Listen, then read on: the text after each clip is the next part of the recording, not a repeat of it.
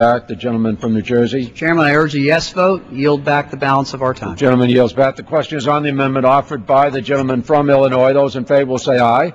Those opposed, no. In the opinion of the chair, the ayes have it. The amendment is agreed to. It is now in order to consider amendment number 10, printed in House Report 111-467. For what purpose does the gentleman from Oregon seek recognition? Mr. Speaker, I have an amendment at the desk. The clerk will designate that amendment.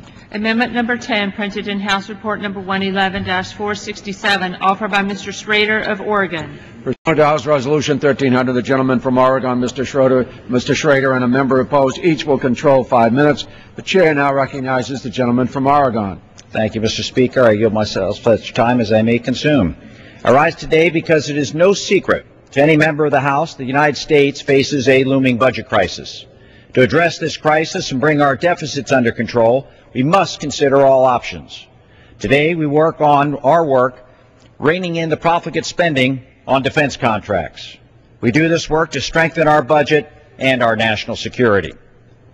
The amendment I'm offering today will control a small portion of this spending and ensure necessary transparencies are in place within the defense-industrial relationship. My amendment addresses the Department of Defense use on contracts for personal services to hire senior mentors. The current use of contracts for senior mentor personal services circumvents necessary transparency protocols the rest of the department has. The Defense Department has no uniform policy on the use of the senior mentor contracts, which vary among the services. They do not know, we do not know, and the public does not know how many of these contracts are awarded or even at what cost. My amendment would open these contracts to regular procedures for transparency. The amendment will establish standard rates of pay for senior mentors and allow and apply financial disclosure and conflict of interest provisions already applicable to other federal employees. The military will still benefit from the knowledge and wisdom of retired officers while ensuring taxpayer money is spent wisely and appropriately. I reserve the balance of my time. Gentleman reserves. Does the gentleman from Texas wish to be recognized in opposition?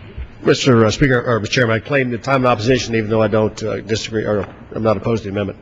Without objection, the gentleman is recognized.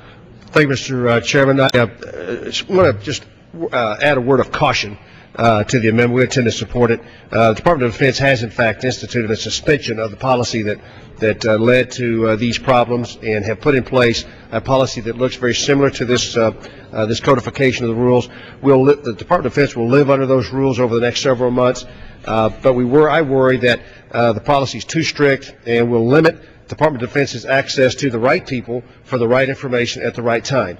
None of us want that. We all want transparency. We all want evidence of conflict of interest to be out there so that we all know that. So I'm in agreement with the spirit of what the gentleman is trying to do. I just offer a word of caution that if the practice under the Department of Defense's current policy, which is very similar to this, shows problems and issues that we don't anticipate with this, that we would, in conference, come back and address those properly. So with that word of caution, I would certainly yield to the gentleman yield. I support the amendment. I also share my friend, the ranking member's concerns, and I think the amendment addresses them in two ways. One is that the language of the amendment is quite flexible, that as long as there is transparency and adherence to high quality, the department's not restricted from these relationships. It simply has to be more careful about them. And secondly, obviously the committee has continuing oversight over this issue, and the gentleman has my assurances that if we see an undue restriction on access to talent, then we're in a position to take appropriate action to correct that problem. With that, I will support the amendment and yield back the balance of my time. Gentleman from Texas yields back. The gentleman from Colorado. I appreciate the concerns from the member from Texas and acknowledge the member from New Jersey's responses.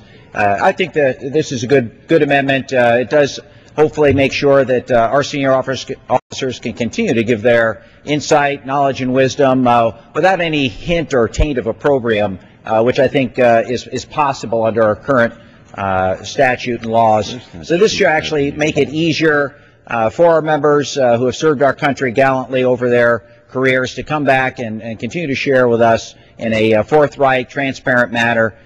We win, they win.